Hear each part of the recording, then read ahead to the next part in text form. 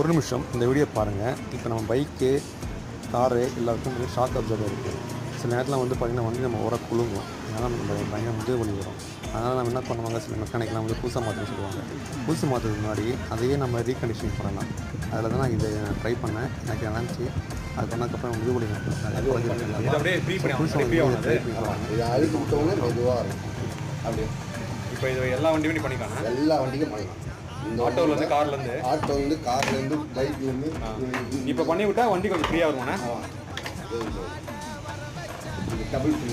இது தெரியாமல் நிறைய பேர் வந்து என்ன பண்ணுறாங்கன்னா புதுசு போடுறாங்க, புதுசு மாற்றிடுறாங்க. அது தெரியாமல் இது பண்ணி போட்டாலும் நல்ல லாங் லைஃப் வரும். ஆனால் இது கண்டிஷன் நமக்கு தெரியும், இது பண்ணலாம் பண்ண முடியாது தெரியும். இப்போ இது பண்ணக்கூடிய கண்டிஷன் தான் இருக்குது. பண்ணும்போது கண்டிஷன் தான்.